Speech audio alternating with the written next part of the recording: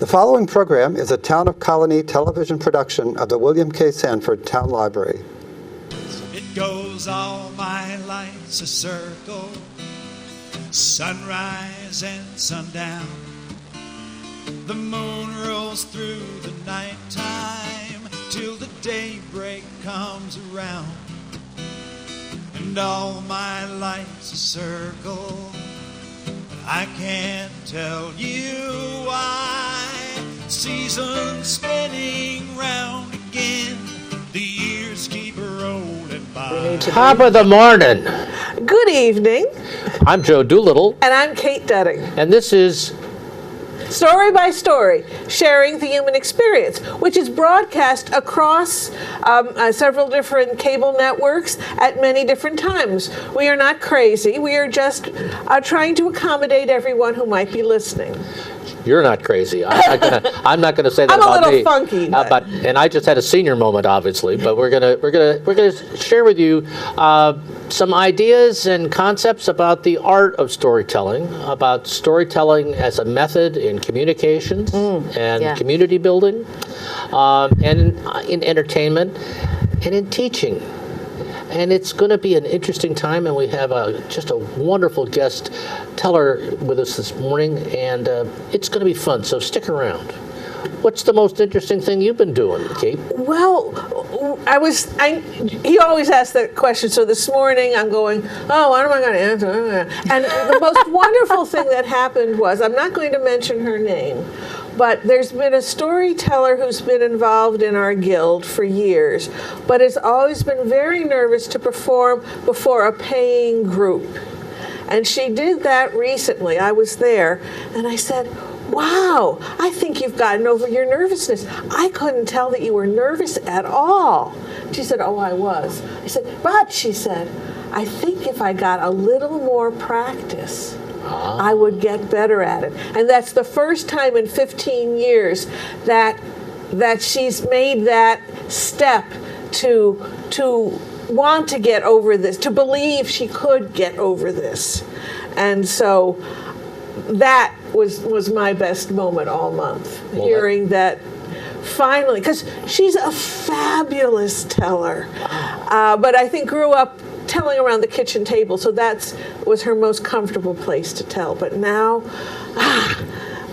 we can use her in many places, and everyone will be able to hear her extraordinary stories. Well, there's an echo in that great one-liner.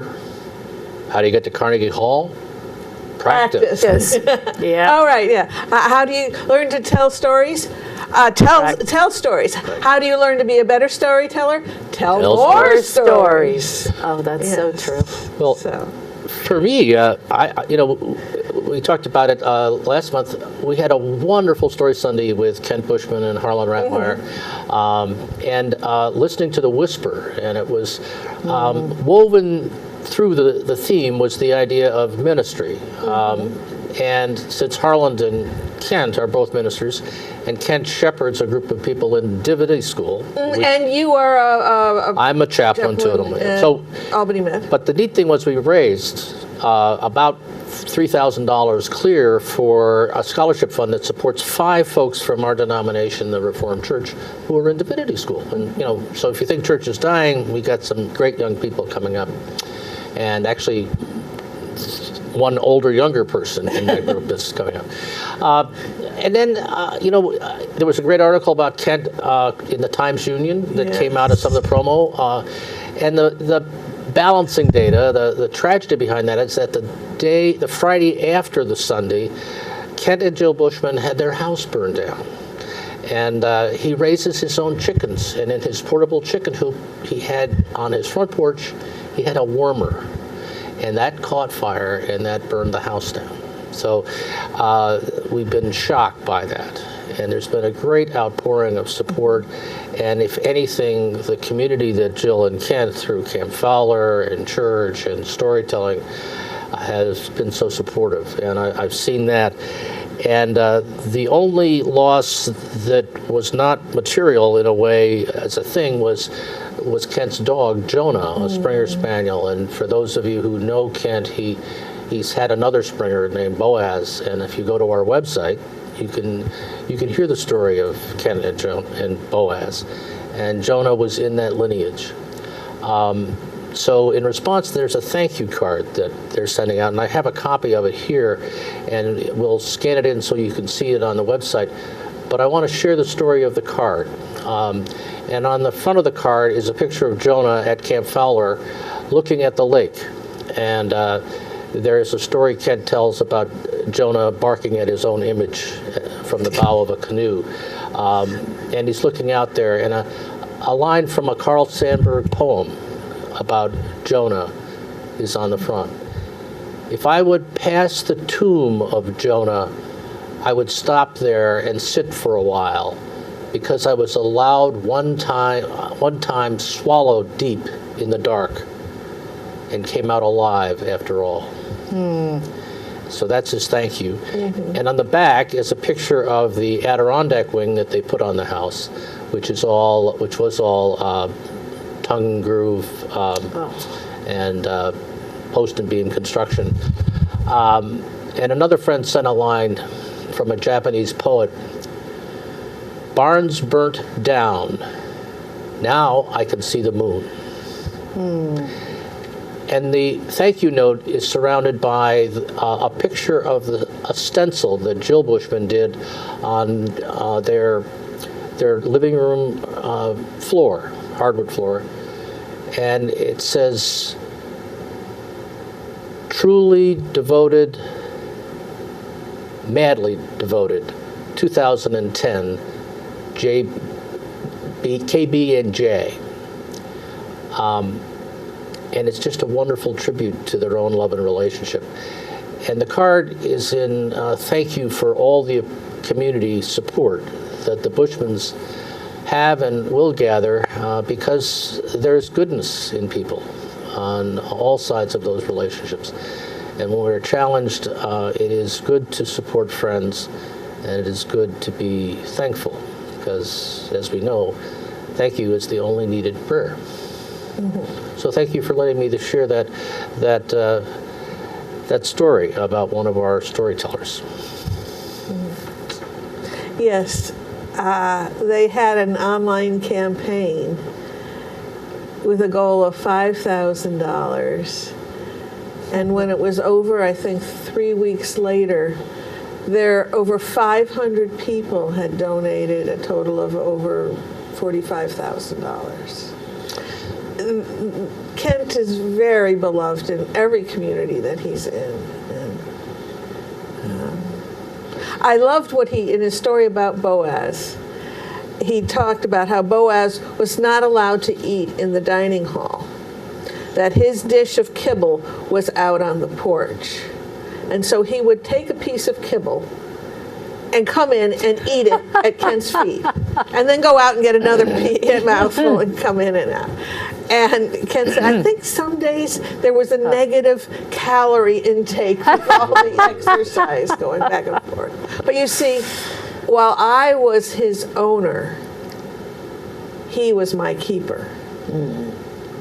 Yeah. All too true. All too true. So Jonah died of smoke inhalation, and yeah. will be missed by the hundreds of people who met him Right. at Camp Fowler Camp, as well as his more immediate family. I think he qualifies as the most photographed dog in the Adirondacks by one of his things about. Yes.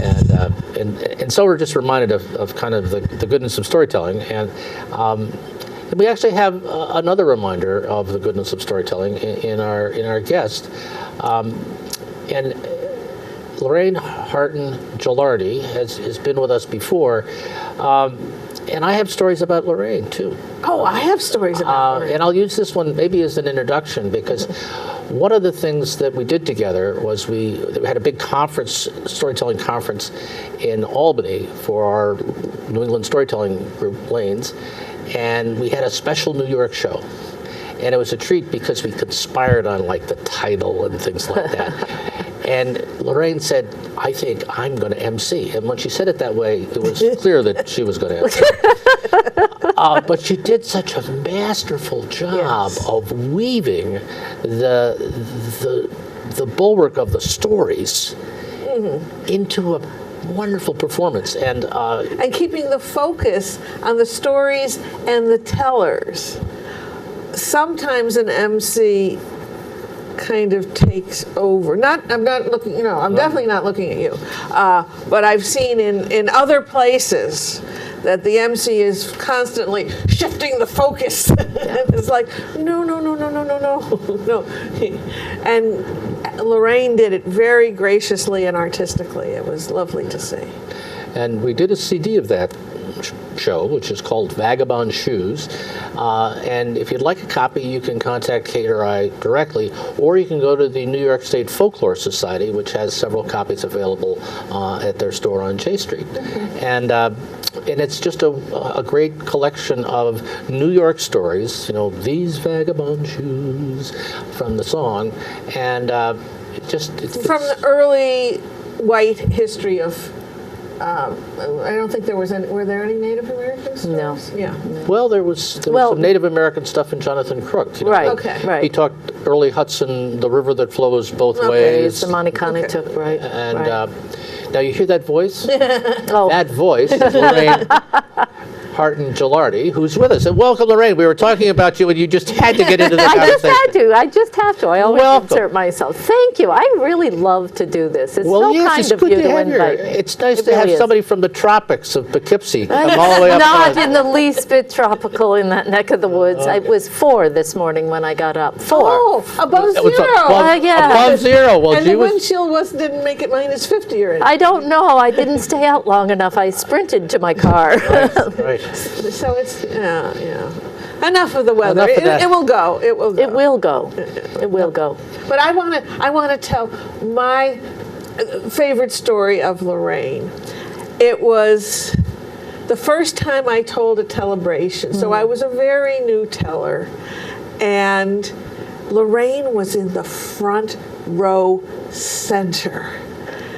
And her face was beaming up at me. Every syllable I spoke, she was focused on me.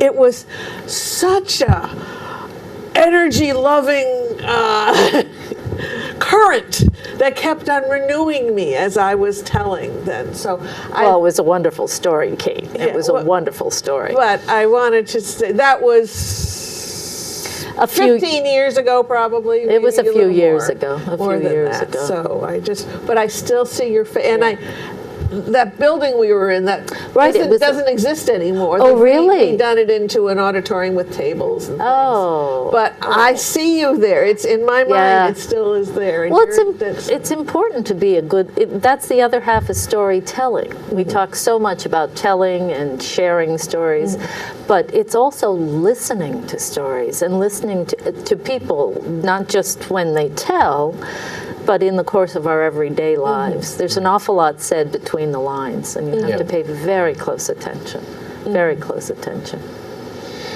Lorraine, you describe yourself as a professional storyteller, and I usually just describe myself as a storyteller because God forbid I should be anything professional. But anyway, or maybe I have used the term semi-professional. To describe myself. But when I think back to that turn of phrase, the question I would have for you is, how do you kind of keep the enthusiasm going if you're doing like 3 performances a week, and when you connect with a new story, what's that like? How do you pick up something that you want to develop into a story? Well, I always tell people when I teach storytelling, you have to fall in love. And it really is falling in love with a story. For me, it can be a variety of things. Sometimes I'll look at a story and it's the way the story shapes the narrative line. I'm interested in the things that happen in the story. Sometimes it's just the language of a story. If I read, and this particularly happens when I read Irish Wonder Tales, I just fall into the way the words work. Yeah. And then I'm like, oh yeah, I absolutely have to. And I'm actually reading a book right now of Irish fairy tales by a gentleman, Edmund O'Leary. It's a little thing that I picked up in the library used book sale for 25 cents. I have no idea who Edmund O'Leary is. the stories are magical, and it's the turn of phrase. It's not just the creatures, the fairies, and all of that. It's the way the words work. Sometimes it's, I like funny stories. So sometimes it's something that, is humorous. It can be a variety of things. But when I begin to create those pictures in my mind, if I get lost and fall in love, then I know that's a story I want to tell. If I get lost and fall in love, I know I want to tell that story. Yeah. Wow, that's a good line. I'll use that one. Yeah, I've heard the number one rule of storytelling is only tell stories you love. Yeah, it's so hard. I remember one time being asked to tell stories. It was a group of fishermen. Yes, they were doing a little dinner of some kind, the fishing association, and they wanted me to tell fishing stories. Well, I have to tell you, I had to work very hard because I was not in love with any part of what was going on there. Well, Claire Nolan, if you're asked again, Claire Nolan has a wonderful fishing story. Well, I do. Beer actually figures strongly in it, Beer but- does. I've come to the conclusion that fishing is not always about fish. Yes. Very important comment. Very important, yes. There's a lot of side activities and the preparation and the post, celebration of the possibility of catching fish. Right. There are other things that go on. Right, and my parents would go out. I can't quite say my parents would go out fishing. My mother would go along when my father would go trout fishing. And she would be reading her book, and he would be out trying to outthink those fish. A very risky operation. It's hard to outthink a fish. Yeah. So I'm not sure there was any meditation kind of process going on for my father, but for my mother, it was a time of peace and enjoyment. One of my two boys used to go fishing. They and I remember accompanying them one time, and it is one of my fondest memories because it was I lived near the Wappingers Creek, and there was just this little area, a little cove area, and I went and I sat on a stump with my book. I don't even remember how long we were there, and they were just whatever they do there, throwing their line in, and it's all about possibility. Right. It's right. not about catching the fish. It's all about possibility. It's about when you throw, when you cast that line out, anything could happen. And they did it over and over and over, and it never mattered what came up out of the water. And that was so wonderful to watch. And of course it was extraordinary. I did what your mother did. I was reading my book and watching them, and it was delightful, truly delightful. Yeah. I learned more about fishing then than, any other time in my life when people were trying to teach me about fishing. Well, it's important to do it to get firsthand. Like it's important to tell a story so you know how to tell, and what that teaches you about the telling and the listening. Right. So I think I've got a couple more points of conversation that I'd like to double, but I'd love to have you tell a story. Well, there's, of course. Do you have a story to share with I Do you have do. something you're in love with? Do you want to share with us? Well, this is a story that, yes, I do love this story, and I'm bringing it up, and you'll see why. It sort of falls into this conversation in a rather interesting manner, and it's not what I had planned, or probably what you had planned. I hadn't planned anything. So Oh, good. Well, one of us should have, I suppose. I'm glad you did. I'm glad you did. Well, this is a story. Michael and Bridget Flanagan lived in a little farm, and they worked so very hard, but they seldom were able to make ends meet. Now, Bridget, she was a lovely woman. She really was. But she had one minor fault. Bridget could not keep a secret. If you told Bridget something at 8 o'clock in the morning, you could be assured that by 2 o'clock in the afternoon, every single person in the village would have heard all about it. Now, one day, Michael was out in the field. He was digging up the praties, the potatoes, and his spade hit something. Another rock, said Michael, and he started to shovel around it. But the spade kept hitting the rock. Well, this is some rock, said Michael. And so he went to dig it up. But when he unearthed it, it was not a rock. It was a pot. And when he lifted the lid of the pot, well, there were golden coins. And Michael said, oh, our troubles are over. And then he thought, oh no, what am I going to do about Bridget? The minute she finds out about this pot of gold, everybody in the county will know. And in no time at all, our greedy landlord will be here, and he'll take the pot of gold, because he'll say, well, it was on my land. What am I going to do?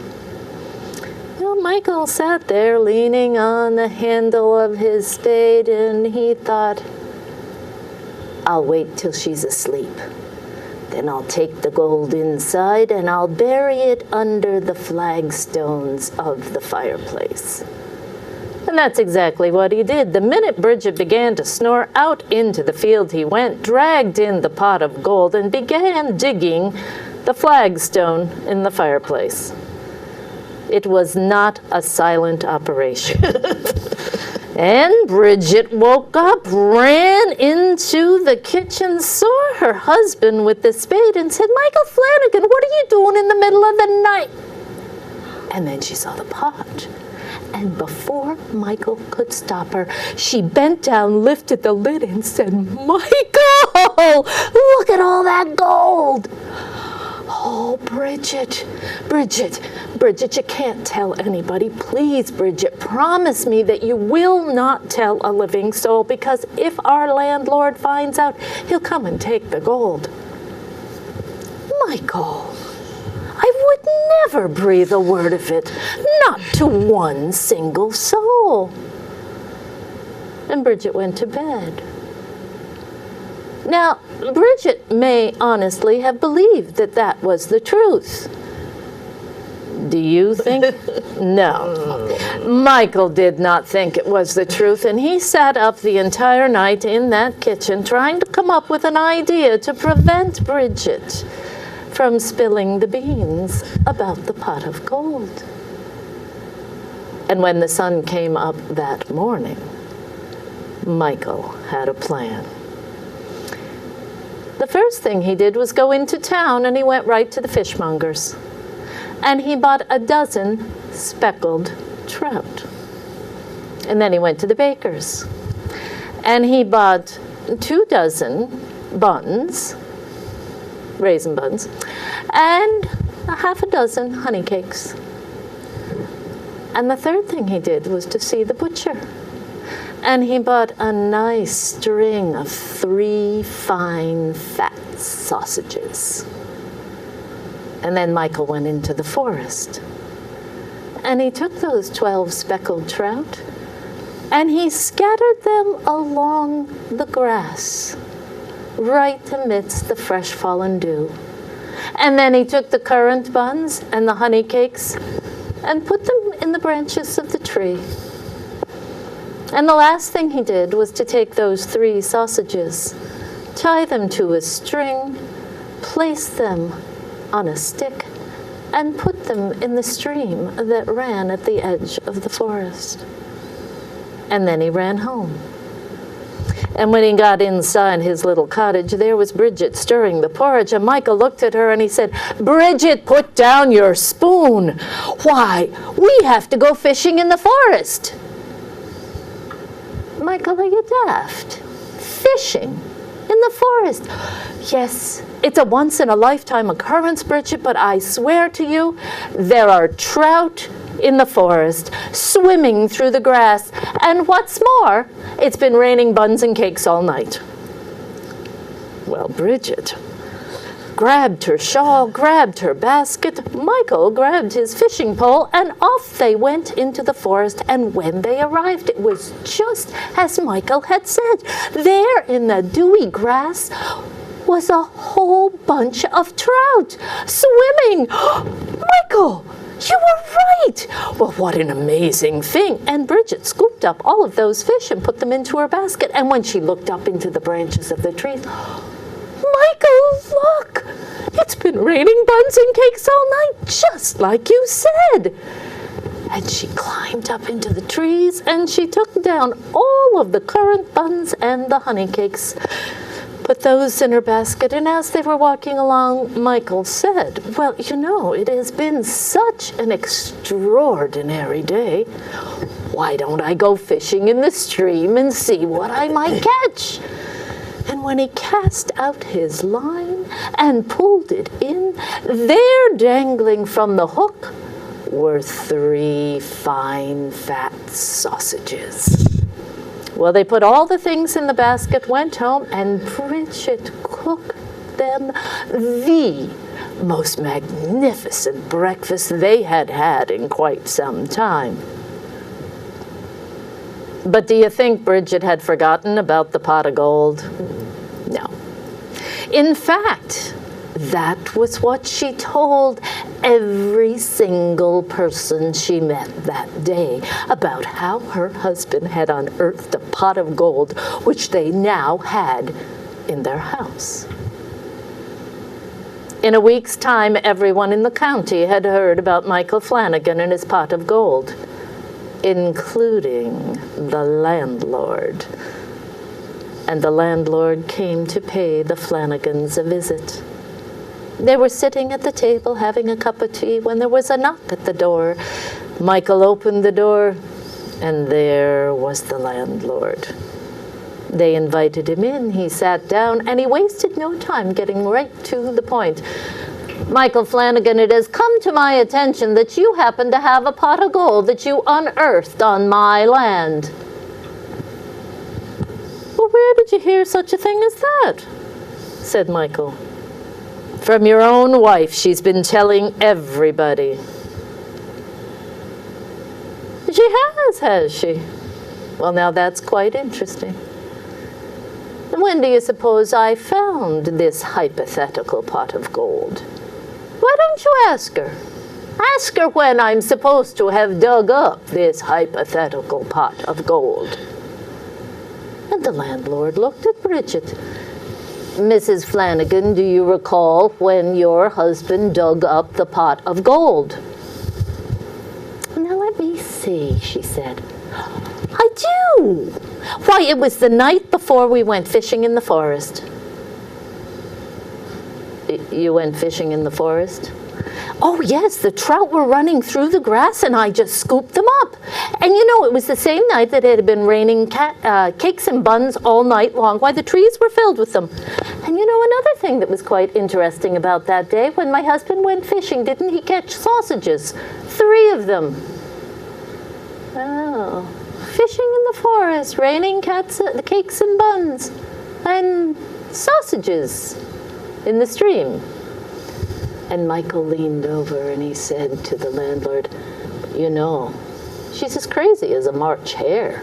You can't pay attention to a word she says." "I see. Well, Mr. Flanagan, you have my sympathies. Good day to you, Mrs. Flanagan." And the landlord left. And that was how Michael Flanagan got to keep his pot of gold. And you know, after that, Bridget, she kept all of her secrets to herself and never told a living soul. And that's the story of Michael and Bridget Flanagan. And it's only because you mentioned fish that I brought that one up at all. I have to say that I thoroughly loved that story. It's fun, isn't it? Oh, it's fun. It's fun. Yes. And it says so much about the Irish personality that it's just wonderful. Yes, I was going, oh, it's the cask that the chest where you put one thing in and you can pull another one out. Oh, you bring out 2. No, it wasn't that. And then no. I kept on trying to, figure out exactly where are we going. Well, that's the whole thing, I mean, and that's one of the things that I loved about that story when I first started. I was like, what is he doing?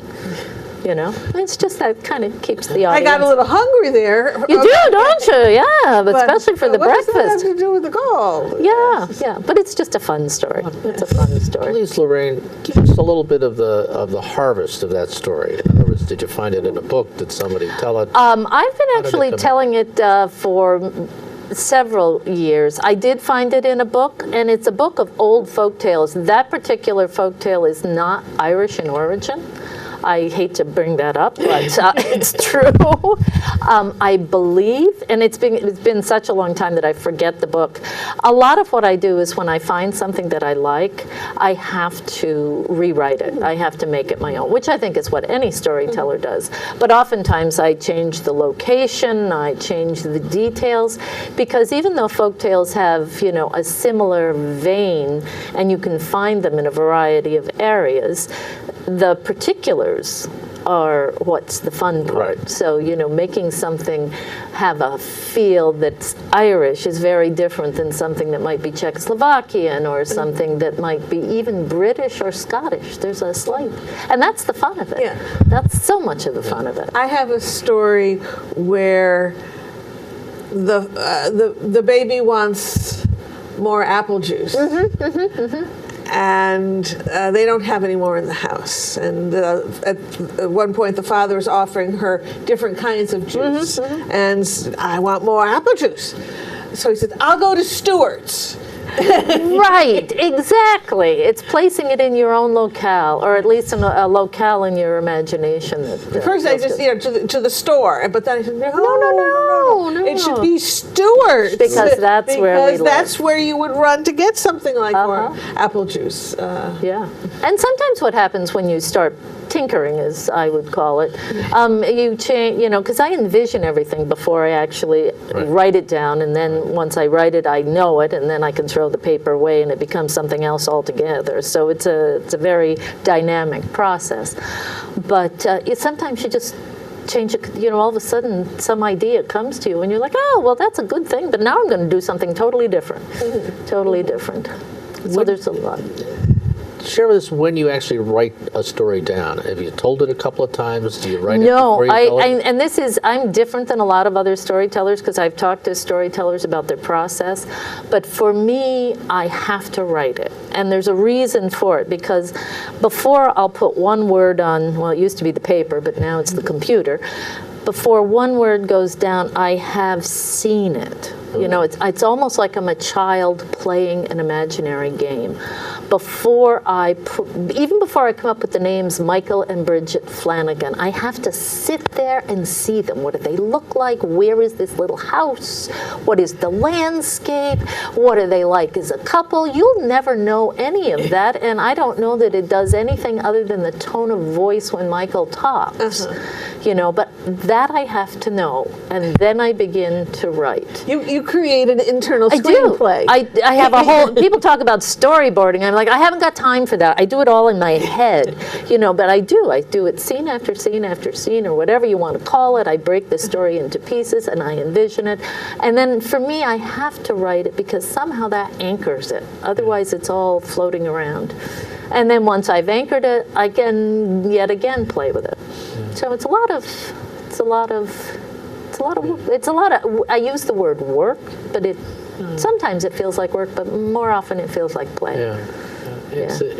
That's a helpful reference, I think, and we all have our own approach on it. Absolutely. I was just curious how you do it. I usually tell a story a couple of times and then write it down more to have it archived in a way. Right. Then they'll experience the same issue that you'll change them, and you very rarely tell the story the way it's written. So. Oh yes, it's just, for me, it's the anchor. Yeah. It's the anchor. And then, sometimes you'll have a story that you haven't told in 10 years. You've worked on it. You have to have something to refresh it, and I don't want to start from scratch. So I have those things written there. And I like what happens when you write. You tend to get more precise. So I can color the language. I can color it. Yeah, for me. Yeah, and that's just how I do it. Other people do it very differently. Yeah, I can do that editing. I'll be practicing out loud, which I find very drudge work. It is, isn't it? But I found if Sue Spivak Oh. recommended do housework while you're practicing. And I hate doing housework, but when I'm doing two things I dislike together, I'm accomplishing. It makes me happy. It's in a very... Two things I dislike together. Yes. I accomplish I'm it. getting a 2-for-1 A use of my twofer. time. You've kind of redefined twofer for me. Okay. But I find, I use a word like, she was happy. I'm going, Happy. happy. That's pretty. Can't I get a little more specific? specific. Yeah. Ecstatic. Let's. Yeah. And There I were some do. books I used to read aloud to my son, and they were so painful because the words were so vanilla. Oh, I think they yes. were at the third, strictly at the third grade reader level, and he was like a 7th grade listener level. And Yeah. There were certain books I recall. Yes.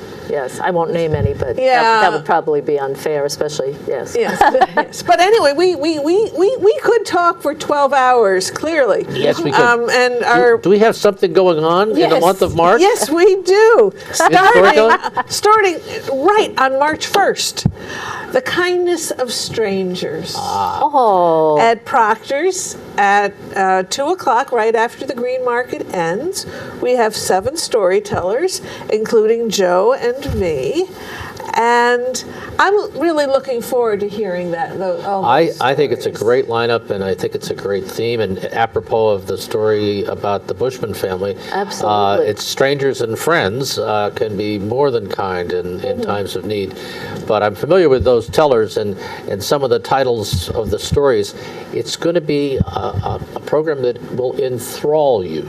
See, that's more than interest. Enthrall. Very, very good. Yes, and Siri Allison will be sharing her story of Vicky. We won't tell you who Vicky is, but if you have to peek, you can go to our YouTube, go to our website, storycircleofproctors.org, and click on YouTube and look down for personal stories in Siri Allison's name, and you can find out who Vicky is. You're giving it away, friend. No, You're giving it no, away. No, not yet. So, and then 2 days later, first Tuesday, Tales and Stuff at Arthur's Market and Historic Coffee House in the Stockade in Schenectady will be our friend Nancy Marie Payne. Stories from one who has kissed the Blarney Stone. What is the green? To be sure, I should have had a little bit of green on, but our friend Nancy Marie is going to carry the colors at Arthur's, and it's a great little venue down in the Stockade. Some fine light fare. It's an open mic for spoken word, music, song, poetry. So if you're inclined at all to come and share any of those media, we'd love to have you around our table and in our parlor. And if you're at all curious about the quaint setting, please show up. Yes. And you can park in the parking lot for the First Reformed Church. At the corner of Front Street and Church Street, just a block away from, a short block away from the coffee house. Yes. And there's a map of that on our website if you click on open mics and then First Tuesdays. And then Claire Nolan, who we spoke about, with the fishing story that involved a lot of beer. She will be the featured teller up in Saratoga at the storytelling open mic there this month on March 11th at Cafe Lena. And Cafe Lena, for those of you who have not been there, It's a is just wonderful place. a wonderful historical, cultural icon in our region. It is the oldest continually operating coffee house in the country, going back to the late 50s. Good for you. You got And it all. I got it all. And up the stairs on Philo Street, or Caroline Street in Saratoga. Philo Street. And if you're looking for dinner, there's a couple of great restaurants, not to be, in Saratoga, right around the corner and across the street. So you can make an early supper and a 7 o'clock storytelling program. It's $3, and coffee and a chocolate chip cookie cost you another $1, and it's really a deal. Yes. It is a deal. The cookies are warm. Warm. I did have breakfast, but it's hard to tell. Then 2 days later, Shawnee Evenings, a series that Joe created in collaboration with the Irish American Heritage Museum on Broadway in Albany. We'll have another Irish program come into the parlor, Irish Mirth, Myth, and Memory. Oh, say that 3 times real fast. With Marnie Gillard and Mary Murphy. Oh my goodness. Now that's another place that's just set up right for storytelling. It's wonderful. And Lorraine and Karen Pillsworth were the featured tellers in February. Right. Yes, just last Friday. Just like Friday the 13th. Friday It's the wonderful. 13th. And there's currently an exhibit by Oh, what is his name? William Powell Maloney, one of the more famous illustrators from the west of Ireland. And his career was based in the United States, but Right. he came back and forth. Did a lot of work in Hollywood in various ways related to the film industry. But the work that's on display is really the west of Ireland. And if you've ever been in Galway or County Clare, there are strong echoes there. And to have those pictures on the wall and to have some Irish lilt in the air with storytelling, it's almost magical. It really is. It's a beautiful, And beautiful so collection. I would encourage you to come to those and to get to know the museum itself better. And then that Sunday, glory be, don't we have Lorraine Hartin-Gelardi and Karen Pillsworth with us Again! for Stories at the End of the Rainbow. I am so looking forward to that. I really am. I really am. And for just kind of atmosphere and ambience, I think the Glenn Sanders series has been the hallmark for all of us in storytelling. And to have you guys gracing our stage, that's going to be great. So don't miss any of these. And if you had to differentiate, I'd go for the dinner at the Glenn Sanders. Although the chocolate chip cookies up at Cafe Lena are pretty Are good not too. bad. Not too bad. And then we only want you to go to storytelling 3 times in 1 week. Well, one of the things that we'd like to ask you to do, if you're listening to us, is to share the good words, to share the idea that storytelling is alive and well in the region. If you've got a program coming up and you think you could use a storyteller to help you put a message through or to build community, there are about 40 of us listed on our website, storycircle@proctors.org. Look for performers. You can also get a sample on our YouTube reference. So spread the good news about storytelling, please. And, if you're a Red Hat lady, if you're in a book club, A member of the Rotary or Kiwanis. or your neighborhood gets together for a dinner, instead of having it at your own home, come to the Glenn Sanders. They'll do the dishes. They'll do the dishes. As well as the cooking. So people come. There was a new arts survey done, and they said the top reason that people participate in artistic performances is for companionship. Absolutely. So bring all your friends, and you can bring a different group on Wednesday and then Friday and on Sunday. Okay, and Go. Well, if I'm at any of these affairs, and like Shaughnessy Nights, I've made arrangements with the pub on the next corner that if you show your program, you get a twofer. Yep. So was that if you done. want to carry the storytelling to another level, you can just walk out and go into the pastures, and there you are. the name of that pub is? I think it's called the Pastures, although I have a hard time remembering the name. They're so good to me in there. Oh, that good It's are not they? the number of pubs that are your favorites or I was anything. going to say I have a favorite pub. Yes, it's right on the corner by Shawnee. Yes. But you come, Joe will lead you there. Actually, Not a and I do problem. know that O'Leary, his brother ran a pub in Scotia, New York. At Oh, okay. There you go. Yes. And then you said on March 22nd, Yes, down in Poughkeepsie, New York, we are doing our 11th annual peace concert. I belong to the Duchess Interfaith Council, and we have an interfaith story circle that meets once a month at various houses of worship, and that's a more casual thing. Everybody is welcome to tell, but once a year, and it's initially started out because we just felt that, you know, how could you not feel that if we could celebrate peace, it would be our way of making the world a slightly better place. And we told peace and justice stories. But now really what the stories are, and it's a wonderful celebration, it's a wonderful collection of tellers, but we celebrate the better part of who we are. You know, that's what the stories are about. And I will tell you, when you talk about building community, I mean, we try to do that through the Story Circle to get to know various congregations, various forms of spirituality and how it all works in people's lives. But anytime you tell a story and everybody is gathered listening, you have, for that brief moment, true community. Everyone is in that story. Everyone is part of it, and you experience it. And that was the nice thing about being at the Irish American Heritage Museum. We took a break for Irish soda bread in the middle, you know, between sets. You know, and it was a nice enough audience and a nice enough venue that the tellers and the people it was like we're all friends now. We've all sat in this space. We've all heard stories. We've all had an experience that we've shared. So now there's no barriers to us talking to each other. People don't feel awkward. So the Peace Concert is wonderful. It's at 2 o'clock at the Unitarian Universalist Fellowship on 67 South Randolph Street. And we asked for a $10 donation, but all of the funds raised go to Hudson River Housing, which provides housing for homeless people.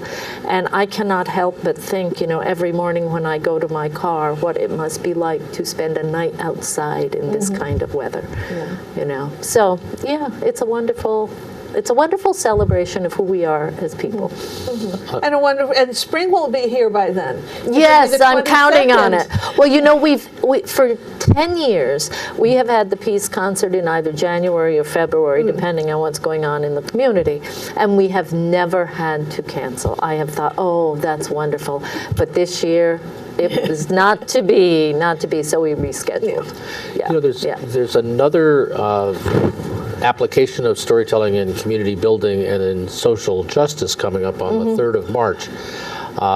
Friend Sandy Powell, who's active with the Society of Friends in Albany, is launching a program on using story to build understanding around racism. Okay. And she's looking to have a gathering of people who share their stories and perhaps form a network. But the organizational meeting is at 7 o'clock at the Albany Society of Friends at 256 Western Avenue, down near the old UAlbany campus.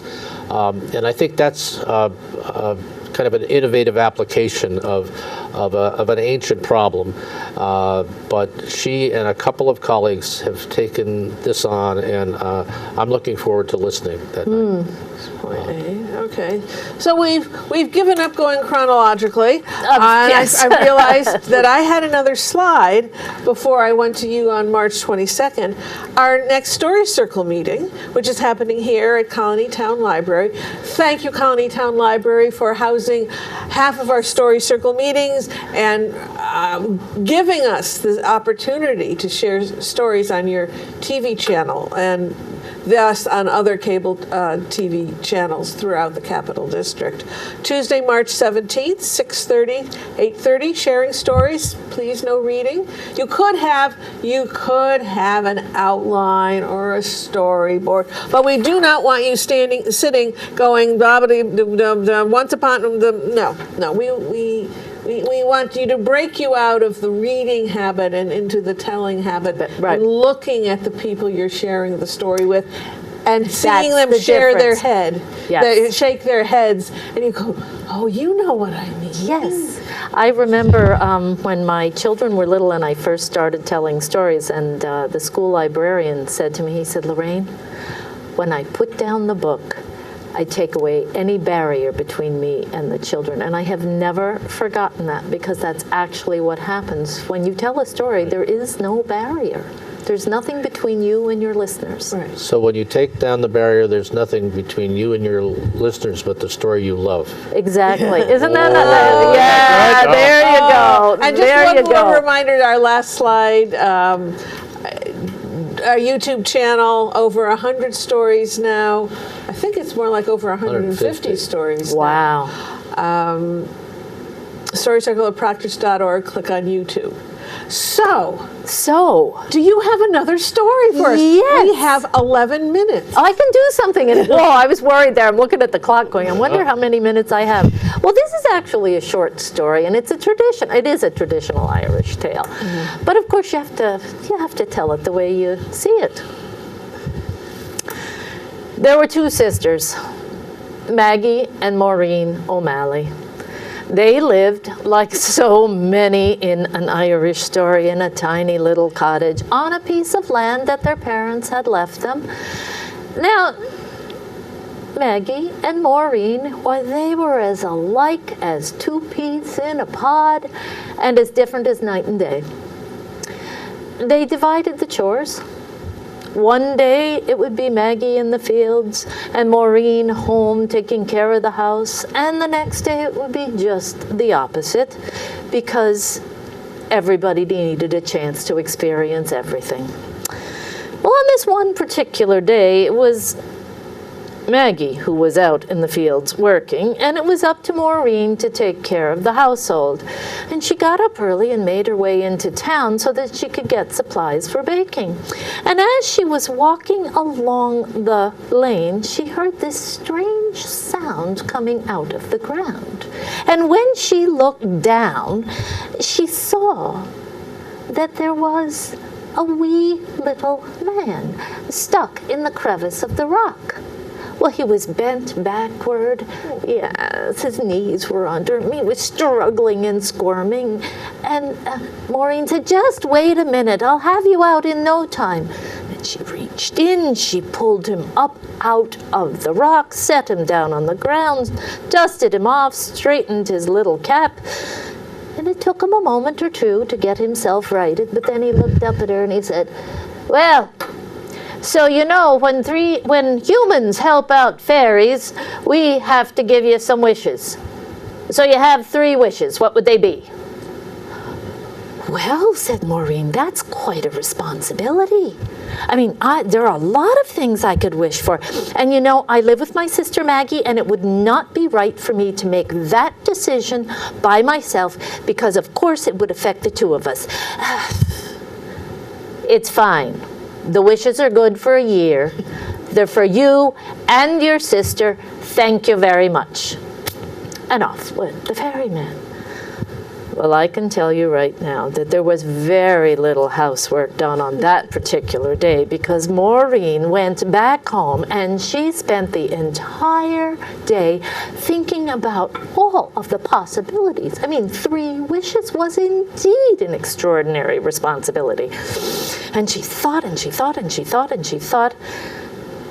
And at the end of the day, when Maggie came home, tired and hungry, there was Maureen, pacing the floor of that tiny cottage. The minute Maggie walked in, Maureen said, "You're just not going to believe it, Maggie. I can't tell you, the most extraordinary thing happened today. I was walking down, I was heading off to the town. I was going to get some stuff for dinner. And you know, this ferryman, I just helped him right out of the crevice in the rock, and he gave us 3 wishes. Now, I've been thinking all day, there are a lot of things that we could wish for. You know, with the house, it needs new thatch. But why waste a wish on something as simple as, you know, just thatch on a house? Maybe we should, wish for a house, a whole house. Or maybe what we should do is wish for a whole farm. And that way we would have a house and a farm and a way to make money. But then, of course, you know, we need more people to work. So maybe we also need to wish for servants. And maybe we should wish for some money." And poor Maggie was overwhelmed. And she sat down and she said, a fairy and... "Maureen, have you done anything about dinner?" "Oh, no, Maggie. I've been just so busy thinking, and we have to sit down and discuss it right now." And Maureen sat down at the other side of the table and looked right at Maggie. And Maggie kept looking around. There wasn't a pot boiling on the stove. There was no tea.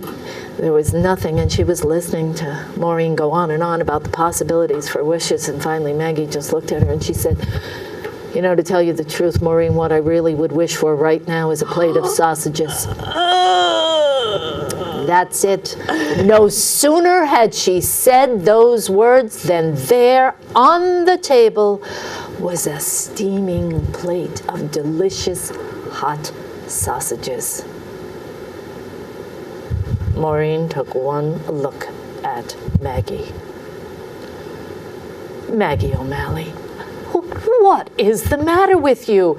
3 wishes? It's an enormous responsibility, and we have a lot of things that we need, and you went and wasted a wish on sausages? Oh, I tell you, I wish those sausages were stuck to your nose. Wish number 2. There were the sausages stuck to Maggie's nose, hanging off. I have to tell you, a string of sausages hanging off your sister's nose is not an attractive sight. Kind of redefines booger, doesn't it? Oh, it redefines a lot of things. And there was poor Maureen. Oh, I'm so sorry, Maggie. Oh, I'm so sorry. She tried everything. At first, she got out the shears and she tried to artfully cut them off, but those sausages would not come off. And then she came out with the butcher knife, at which point Maggie said, no, something else. You got to try something else. Well, they tried a lot of things.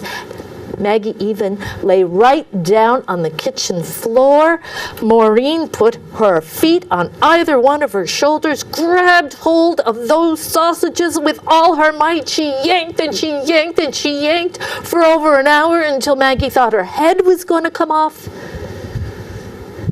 And finally they realized there was no choice at all. They had to use the last and final wish to get rid of the sausages on Maggie's nose, because you really can't let your sister walk around with sausages from her nose. And so at the end of the day, after all of that thinking and all of that wishing, Maggie and Maureen had no more than they started with. And in fact, they had quite a bit less, because they still had no dinner on the table. And that is what comes of wishing for the wrong things. And that's the story. Oh, I love it. I love it. I love it. I love it. Oh, and actually, with your permission, I'm going to tell that to my 2 granddaughters. Oh, please do. I think that's just such a great story. Please do. It's an old. It's Yeah. Irish. It's an old Grimm's folktale, but it's Irish. I've heard Irish versions. And actually, yes. And so since I have a sister named Maggie, I thought I got to make it a sister story. Yes. Oh, right, I believe I've met her. You have met my Yes, sister, yes, and I'm hoping you'll see her again, because she told me she felt so bad she couldn't come to the Irish American Heritage Museum, so she's going to be giving you a call so she can come on March 15th. Excellent. Yes. That's a big heart. That's a big heart. Yes. So there'll be 2 of us. More than one heart in the same room with us. Yes. That's good. Yeah, that's it. Is this the good news or the bad news? I'm sure that. Yes, I'm ready to hear. Is it the good news? Well, when there's a critical mass of Doolittles, if there's 4 or more Doolittles in the same town, it usually rains. Yeah. Oh, well, I hate to tell you. Well, Yes. I mean, we're not close to 4. Okay. Hartons, we're just, 2. Yes. Well, we're a force of nature, my sister and I. Yes. But unfortunately, our time is running out, and we have just enough time to thank you for traveling north in our polar winter. It is a polar winter, but I enjoy being with the 2 of you. You do so much for storytelling, Well, and for all of us. We enjoy just getting people around the table, so thanks for coming up. And as the Irish would say, Sid Milfalcha. There you go. 100,000 That's a blessings on you. Yes. Thank you. And we hope you'll join us again on TV, in live person, however. Thank you wherever. for joining us. Good cheer. Thank you. It goes all my life's a circle, sunrise and sundown. The moon rolls through the nighttime till the daybreak comes around. And all my life's a circle, but I can't tell you why. Seasons spinning round,